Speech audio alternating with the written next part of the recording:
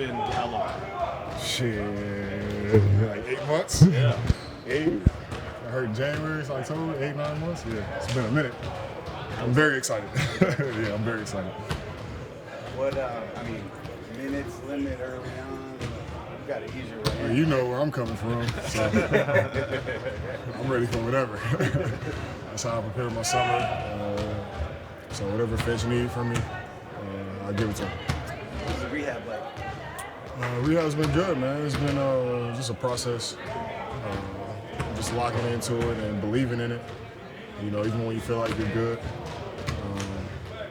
continuing to stay on top of things and continuing to improve. So it's been a process, but it's been great. Do you get to the point where it's like, I'm going to bang with whoever down low, like with my left shoulder, it doesn't matter, my right shoulder? Yeah, as soon as I started playing. Right, okay. Yeah, there ain't no point to think about it at that point, so I believe in, the doctor that I went to, and, he was a great doctor, Dr. Elitrosh, and, I believe in the people that were around me throughout the summer, rehabbing, and Timberwolves have come up with a great plan, rehabbing, so, it's just my job to put the work in, and then, I got confidence. The tribute video the other night, you were standing up, I think, as they played it. What did you think of the video? It was cool. I didn't really see much of it until afterwards, and my son was playing it at home. But I was just kind of locked into the game with the guys and just trying to help out. What do you think would happen with Dante at the end of the game? Of course you would ask that. I mean, somebody has it. Dante a grown man, so he would stand his ground and he a competitor at heart, and that's just really what it is. I don't really think much about it. It's basketball at the end of the day. We're not going to get into the personal stuff. Is there any part of you, I know you were saying, like, you're just a physical player, that's who you are. The sort of play that you got hurt on, you're a guy that teams collapse, they're going to try to stop you at the rim. Is there any aspect of that sort of play, just as someone that people are trying to draw charges on? Or? Yeah, I really think it was just a free play.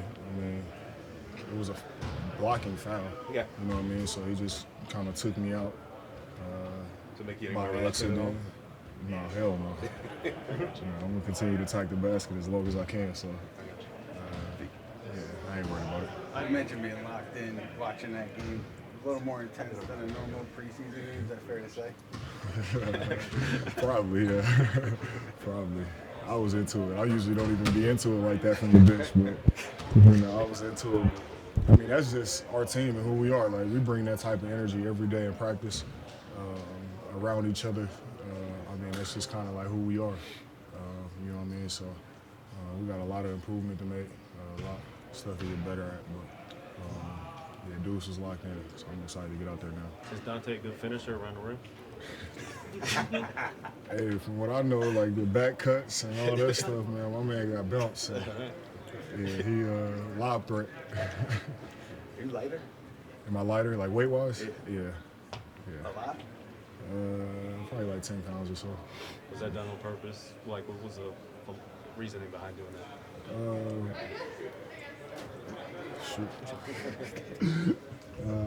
For me, I just always want to be in the best shape, and every year I go into figuring out ways how I can improve my body and continue to get better. Last summer really wasn't a traditional summer for me, coming off an ankle surgery so late into the summer.